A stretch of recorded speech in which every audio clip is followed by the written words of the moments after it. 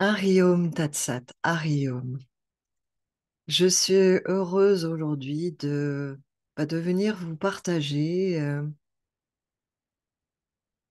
nouveau chapitre qui s'ouvre pour cette vie-ci, hein, une nouvelle page du livre de cette vie, de ce dharma. Et je vous le partage uniquement parce que peut-être ça peut vous parler. Vous avez été plusieurs à travers toutes ces années à me poser régulièrement cette question, mais pourquoi, dis-tu, comment réaliser que je ne suis pas l'auteur, que je ne suis pas l'auteur ni l'acteur de, de cette vie-ci et qu'il n'est que cela, que c'est la vie, Shiva Shakti qui se manifeste, la vie qui se manifeste à travers ce corps. Qu'est-ce que le karma yoga?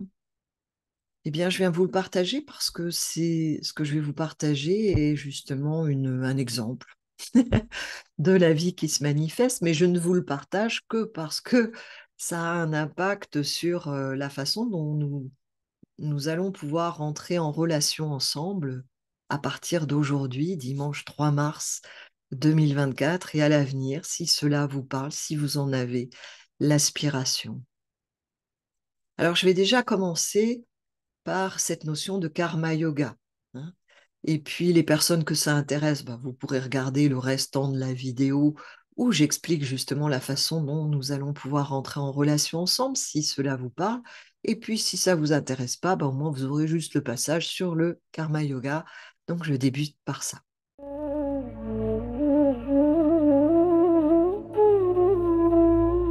Le karma yoga, c'est la voie de libération par l'action. Donc, en fait, le karma yoga, ça concerne tout le monde, hein, les personnes que ça intéresse. J'avais édité un petit recueil sur la demande de Swami Pragyananda dédié au karma yoga. Le centre des Valings, le Moulin du Roc, Argenton-sur-Creuse, au départ se nommait Karma Yogaling, a toujours été dans mon esprit un lieu dédié au Karma Yoga, bah, jusqu'au moment où Swami Pragnananda est arrivé et où les choses ont un peu été modifiées. C'est le moins qu'on puisse dire. Donc je reviens au Karma Yoga. Vous qui vous posez régulièrement cette question, comment savoir, comment faire pour réaliser que je ne suis pas l'auteur du livre de ma vie, l'auteur du livre de l'âme, du chemin de vie de mon âme, que je ne suis pas l'acteur non plus, et que c'est la vie, Dieu manifesté, qui se manifeste à travers, on va dire, ces deux consciences énergies primordiales qu'on va nommer Shiva Shakti ou Essia, euh, par exemple en Égypte, Shiva Shakti en Inde, la conscience et l'énergie, qui se manifestent sans qu'il y ait une quelconque notion personnelle. Eh bien, c'est un peu comme la tulipe qui va pousser, qui va apparaître que, bon, vous savez déjà que ça va être une tulipe, si vous connaissez déjà un peu les tulipes, mais un enfant ne saura pas que c'est une tulipe qui est en train de pousser. Mais quand est-ce qu'on va la nommer tulipe? Est-ce que c'est au moment où c'est un bulbe, une petite tige, grande tige, ou lorsque la fleur, les pétales sont encore refermée ou lorsqu'elle éclot. Et qu'est-ce qu'elle devient lorsque les pétales tombent? Est-ce que ça n'est plus une tulipe? Qu'est-ce que je veux dire par là? C'est qu'il n'y a pas de notion personnelle, de jeu personnel ou cosmique dans cette notion de tulipe. L'entité que nous allons nommer tulipe, qui va être peut-être véritablement dans toute sa plénitude tulipe lorsque elle va vraiment rayonner de toute sa dimension, jusqu'à pouvoir être libre lorsque les pétales tombent, c'est l'éveil, on va dire, ou même la libération si on déracine le bulbe, et éveil si les pétales tombent. Si les pétales tombent, on va dire que c'est l'éveil, percer le voile d'avidya, de l'ignorance, et que c'est la libération lorsque on déracine le bulbe, qu'il n'y aura plus jamais de tulipe là. Que que c'est percer le voile de Maya. Mais il n'y a pas de notion personnelle. L'entité tulipe n'a rien à faire pour être tulipe. Elle est déjà tulipe. L'entité Christine, Swami Mahashakti, n'a rien à faire pour que le livre de vie de cette entité corporelle, corps, esprit, âme, Christine Swami Mahashakti, se déroule telle la tulipe jusqu'à sa pleine manifestation, qui sera l'éveil à un moment donné, où les pétales tombent, où il y a la croyance, il n'y a plus d'agrippement à se croire être quelqu'un, à se croire être l'auteur, à être l'acteur de sa vie. Il n'y a plus comme la tulipe, il n'y a pas de notion, il n'y a pas la tulipe qui revendique que grâce à elle, parce qu'elle fait ci et ça, qu'elle fait Nadi Shodhan, qu'elle médite, qu'elle fait silence, qu'elle est consciente, qu'elle lâche, qu'elle fait quoi que ce soit, qu'elle devient tulipe. C'est dans le livre de la vie de la tulipe, eh bien, de pousser sur le bon sol, qu'elle ait de l'eau ou qu'elle n'en ait pas, qu'elle vive jeune ou pas, qu'elle s'épanouisse jusqu'à son terme ou pas. Ça n'est pas du ressort de ce qu'elle va faire, la tulipe, de ce en quoi elle va croire, de qui elle croit être. Et c'est pareil pour nous. Cela se vit en permanence, indépendamment d'un quelqu'un, indépendamment de l'entité Swami Mahashakti, l'entité Christine, l'entité Paul, Pierre, Aline, Isabelle, tous les noms que chacun d'entre nous est, indépendamment de ces 8 milliards d'individus que nous sommes sur Terre presque, qui se manifestent. Et c'est déjà inscrit. Le livre de ce qui va se dérouler dans la vie de l'être est déjà inscrit, comme ce livre derrière moi, que je vous ai placé derrière, ouvert, avec des pages où on voit que tout est écrit, même si nous n'en sommes peut-être qu'à la page 20, et que nous ignorons quand nous lisons ce livre, un livre, hein, la première fois, ben, nous ne savons pas l'histoire. Si personne nous a spoilé, on ne connaît pas l'histoire, et nous le découvrons. Mais le livre est déjà écrit, et ce livre est indépendamment du lecteur qui va lire, comme la tulipe, comme nous dans notre vie. La tulipe ne va pas décider d'être tulipe, elle est déjà tulipe dès le bulbe. C'est pareil pour nous et ça n'a rien de personnel. Et comment réaliser? Eh bien, je vais juste vous partager là pour les personnes que ça n'intéresse pas de savoir pourquoi je vous partage ça aujourd'hui, ni comment on va rentrer en relation ensemble pour celles et ceux qui le souhaitent. À partir de maintenant, hier soir, lorsque je me suis couchée, or ici, on est dans un épisode Cévenol, une tempête incroyable cette nuit, euh, mais lorsque je me suis couchée et endormie, à je ne sais pas quelle heure, vu les tornades, enfin vraiment un vent incroyable, j'ignorais que c'était la fin d'un chapitre. J'ignorais que ce matin, au réveil, en reprenant le livre de cette vie, eh bien, j'allais découvrir que, ah, c'est un nouveau chapitre. J'ai rien fait pour. Je pressentais déjà depuis un certain nombre d'années que quelque chose arrivait à son terme. J'étais ouverte à ce que cela se manifeste en ouvrant sur des possibilités, mais ce n'était pas le moment. Comme pour la tulipe, bah, elle va pousser, mais même si intérieurement elle a peut-être la conscience à un moment qu'elle va être une tulipe, qu'elle va s'ouvrir, ben, ça ne dépend pas d'elle. Le moment où, fin matin, ça y est, elle s'ouvre. Et cela vous arrive à vous aussi dans votre vie. Il m'est arrivé là, bah, ce matin. Mais ça ne tombe pas comme un cheveu sur la soupe, pour reprendre une expression française. C'est la suite de tous les événements de la vie. Le chapitre 10 dans un livre tombe pas tout seul tout d'un coup. C'est la suite de tout le processus d'écriture de l'auteur qui, là, dans mon exemple, n'est toujours que le divin, que ce qui est. Et l'instant où nous sommes mûrs, parce que souvent vous êtes aussi là à me demander, oui, mais quand est-ce que j'ai réalisé qu'il n'y a pas de jeu? Quand est-ce que j'ai réalisé que je ne suis pas l'auteur? Quand est-ce que...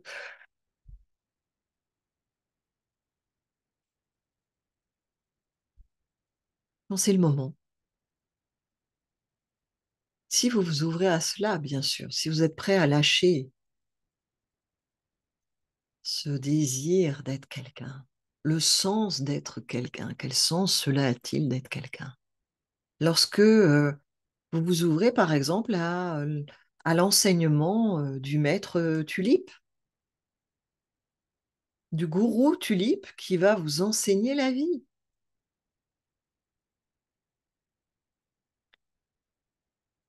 Cette grande sagesse de vie non personnelle, non cosmique, juste la vie. Voilà, pour les personnes qui ne sont pas intéressées par la suite, bah, vous pouvez vous arrêter là. Et pour celles qui veulent savoir bah, pourquoi je vous partage ça maintenant et quel va être le sens de nos échanges, puisque j'ai annulé toutes les méditations silence qui étaient prévues le mercredi soir, tous les satsangs, toutes les rencontres en ligne, la newsletter, il n'y en a plus. Si vous allez sur le site, pour l'instant, il n'y a plus rien. Mais c'est pas qu'il y aura plus rien. Le livre n'est pas terminé. Le livre de cette vie, ces partages n'est pas terminé. Simplement, c'est une autre manière. C'est un autre chapitre. Et c'est cela que je vais vous expliquer maintenant, si ça vous intéresse.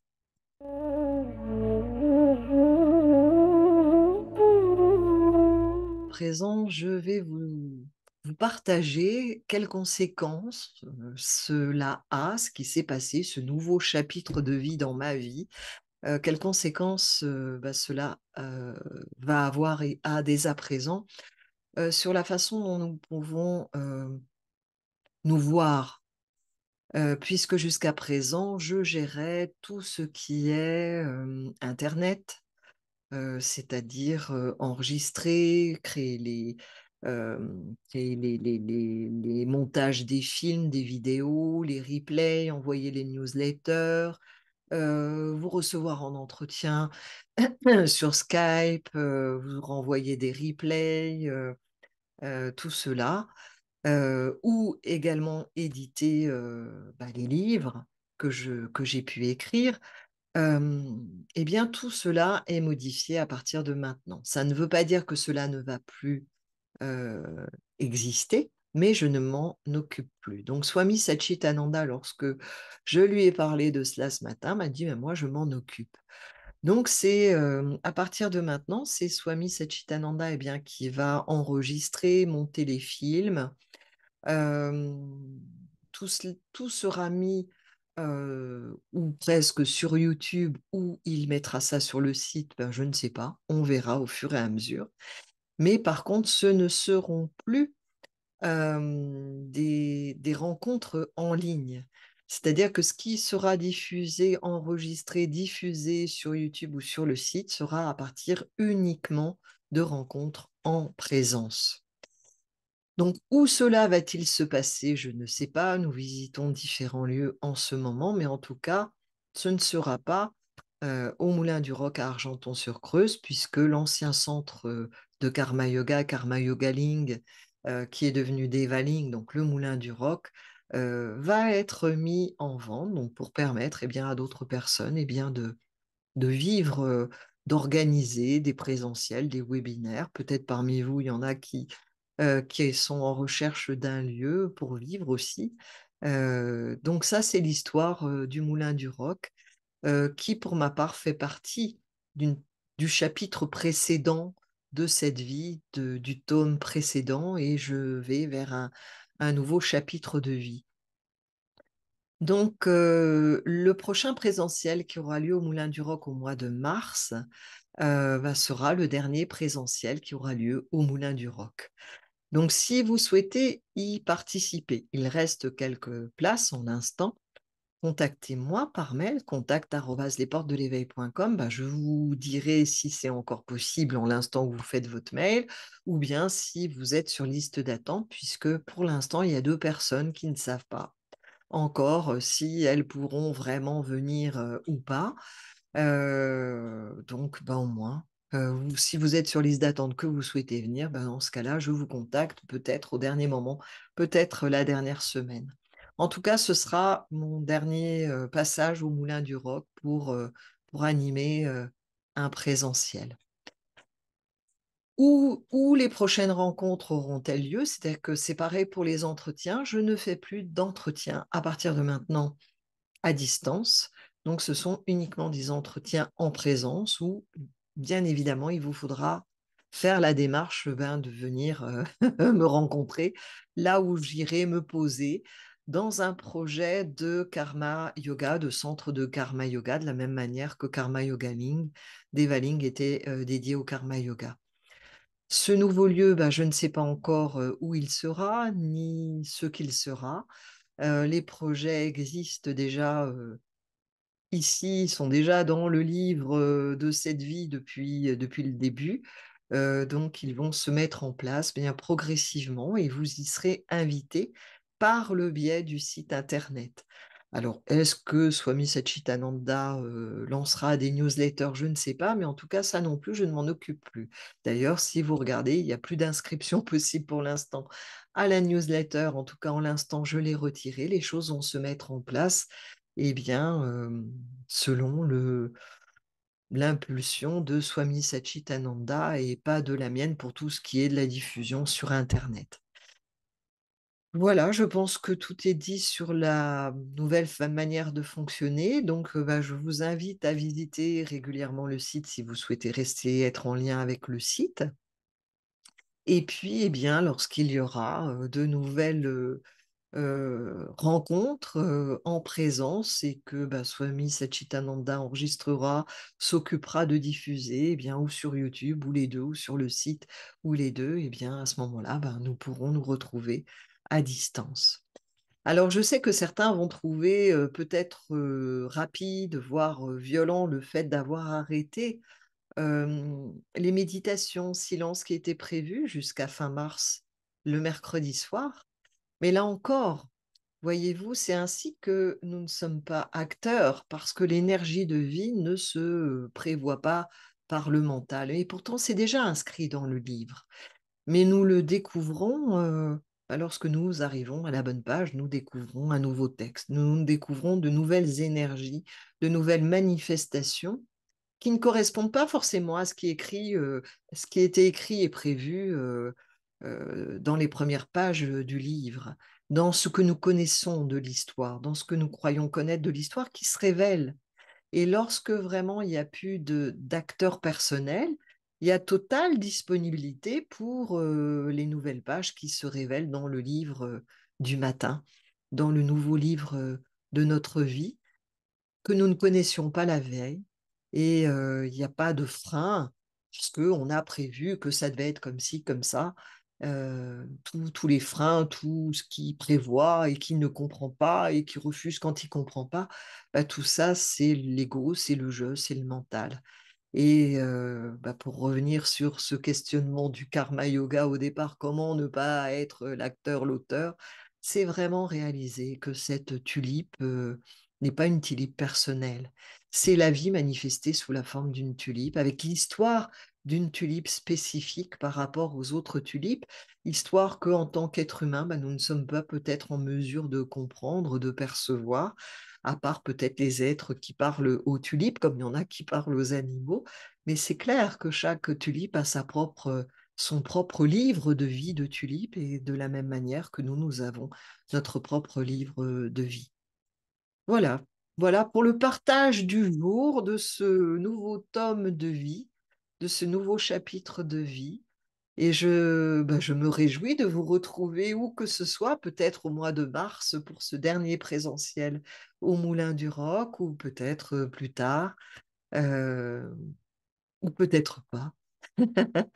Ariom Tatsat, Ariom.